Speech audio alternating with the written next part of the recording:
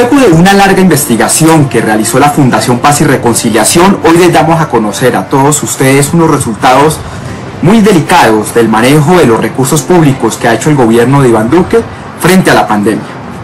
Esta es la historia. Cuando comenzó la pandemia, se decretó un estado de emergencia.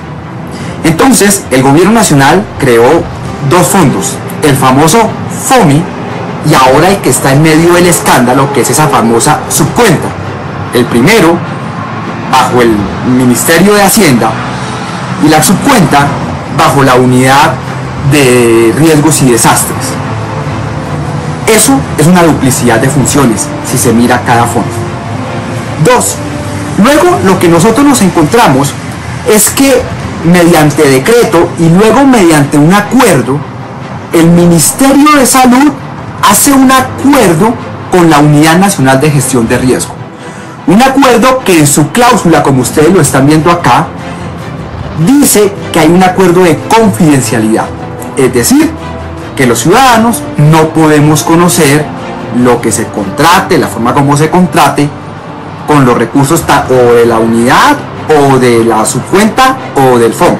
Es decir, hay un problema muy delicado de transparencia.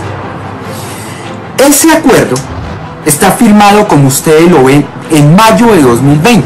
O sea, no es que ahorita nos están diciendo que hay un acuerdo de confidencialidad, que las vacunas, que no sé qué, que no se puede decir. Eso no fue diciembre. O sea, desde hace casi un año, el gobierno, mediante acuerdos, decretos, en el marco del estado de emergencia, está ocultando información. 3. Nos dimos cuenta que la Unidad Nacional de Gestión de Riesgo es un antro de corrupción.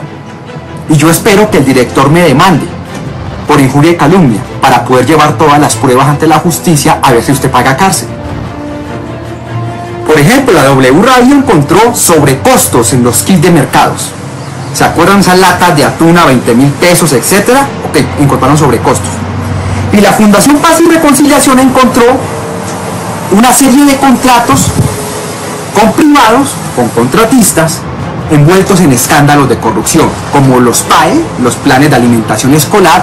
De hecho, hay un contratista de esos que metía celulares de forma ilegal a las cárceles para los presos, y aún así se firmaron esos contratos por órdenes de proveeduría por parte de la Unidad Nacional de Gestión de Riesgo. Y lo cuarto que detecta la investigación es que mucha de la plata, de más de 1.2 billones de pesos, no se encuentra información. No sabemos si hubo sobrecostos, no sabemos nada con quién se contrató, porque todo supuestamente es un acuerdo de confidencialidad.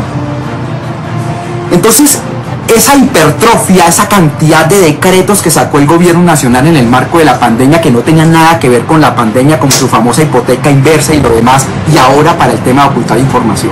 Bueno, no tengo que agregar mucho acerca de lo que denuncia aquí Ariel Ávila, una denuncia bastante delicada. Pero ¿quiénes están detrás de todos estos decretos que prácticamente incitan al robo, a la corrupción? Pues detrás de todos estos decretos está nada más y nada menos que el actual ministro de Defensa, el señor Molano, Diego Andrés Molano. Este es uno de los decretos que firmaron para ese tema de la emergencia del COVID-19. Aquí está el decreto 645 del 2020, de mayo 11, del que habla precisamente Ariel Ávila. Y aquí en la parte de abajo está firmado por el director del Departamento Administrativo de la Presidencia de la República, Diego Andrés Molano Aponte. Entonces, este video es un ejemplo de cómo, no sé si se puede llamar así, la silla giratoria, creo que le llaman, no estoy seguro, pero podría ser una palabra bastante adecuada para este tema, porque este personaje, por ejemplo, sale del Departamento Administrativo de la Presidencia y se va para el Ministerio de Defensa. Pero ¿a quién ponen a reemplazar en su cargo? Obviamente tienen que poner una ficha que siga con esa línea de corrupción. Y hay una persona adecuada para que siga este continuismo de corrupción, que es el señor Víctor Muñoz. El señor Víctor Muñoz viene sonando desde el año 19, porque resulta que este personaje hizo parte, o tal vez hará parte aún, de la bodega uribista.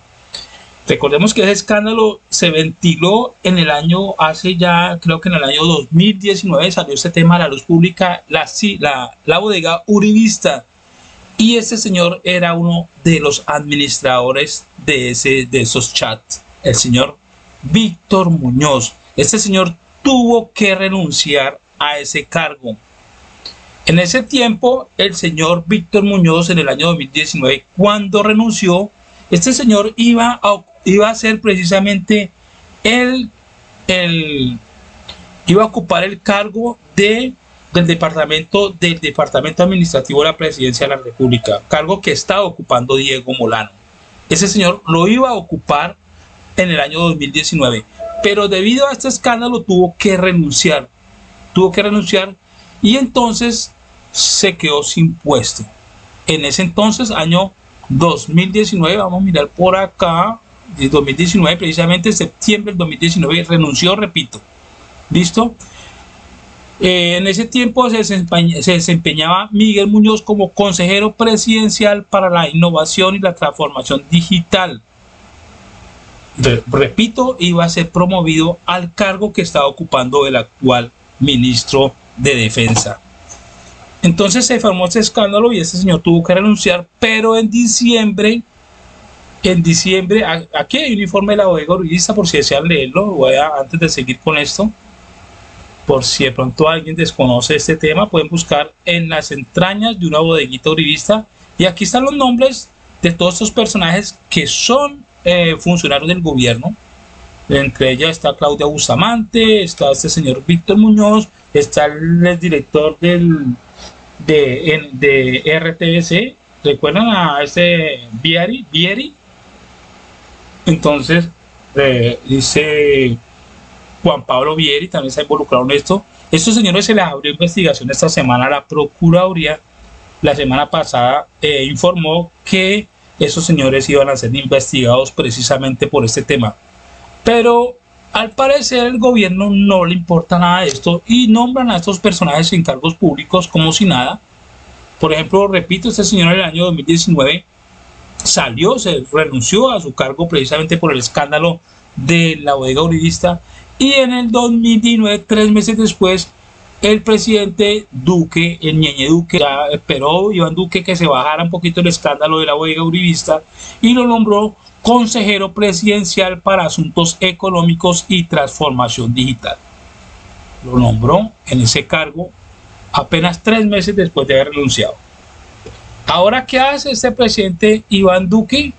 Pues lo nombra como nuevo director del departamento administrativo de la presidencia, es decir, este es el reemplazo del actual ministro de Defensa, Diego Andrés Molano. Dice Víctor Muñoz, nuevo director del departamento administrativo de la presidencia. Entonces vemos esto como es un ejemplo de cómo estos personajes, ellos vienen por una línea de corrupción y obviamente esa línea de corrupción no se puede perder. Entonces tienen que nombrar a estas fichas para que la corrupción siga adelante.